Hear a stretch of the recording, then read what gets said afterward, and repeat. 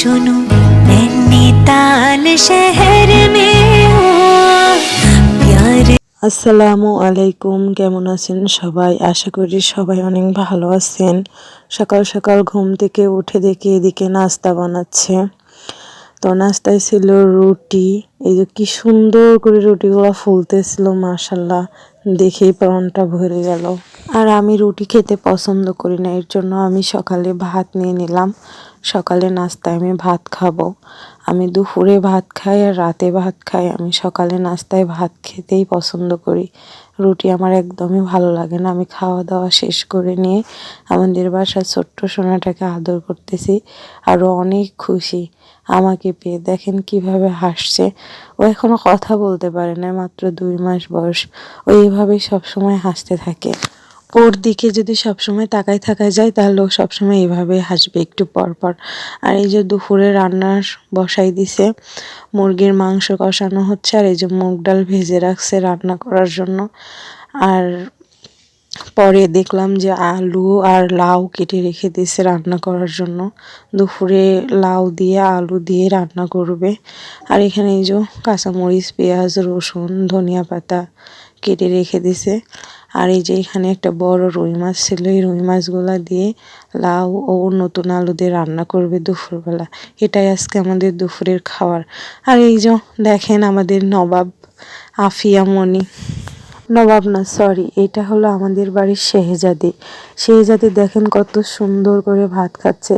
আর ওর সাইজের থেকে দেখেন ওর পায়ের জুতার সাইজ কত বড়। ও সব সময় বড়দের জুতা পরতেই ভালোবাসে। আমরাও মনে হয় এক সময় মায়েদের বা বোনেদের বাসার বড় জুতাগুলো এইভাবে পরে বেড়াইতাম। ওকে দেখে ছোটবেলার কথা মনে পড়তেছে। আমি তো ছোটবেলায় উল্টা জুতা পরতাম। কে কে আমার মতো উল্টা জুতা পরতেন সবাই কমেন্টে বলে যাবেন। ও সবসময় এমন বাসার বড়দের স্যান্ডেল পরে ঘুরে বেড়ায়। ও কিছুতেই প্লেটে ভাত নিবে না, ও এইভাবে বড় গাবলায় ভাত নিয়ে খাবে।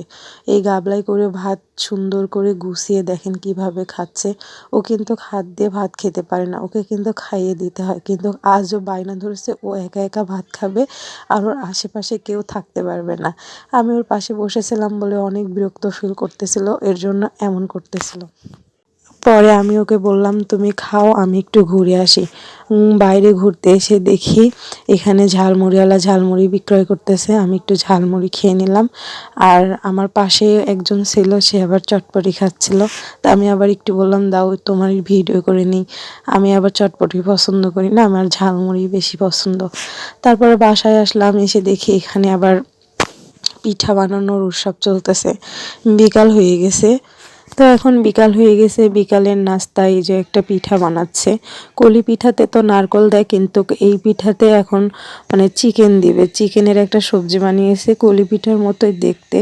সেই পিঠার ভিতরে থাকবে না কোনো নারকলের পুর, থাকবে আপনার চিকেনের পুর। সেভাবে দিয়ে সেম পুলি পিঠার মতনই বানাবে, কিন্তু এটা কলি পিঠা না, এটা হবে মানে চিকেন পিঠা। তো এই পিঠাটা বা এই নাস্তাটা আমি অনেক মেলাতে দেখেছি যে অনেকে বিক্রয় করে, এবং আমি ভিডিওতেও দেখেছি অনেকে এটা বানিয়ে খায় এবং রেসিপিও দেয়। তো আমাদের বাসায় কেউ এমন পিঠা খায় না, কখনো ট্রাই করে নাই। তো আজকে আমাদের বাসায় পিঠাটা প্রথম বানানো হচ্ছে, আর দেখব কেমন লাগে খেতে।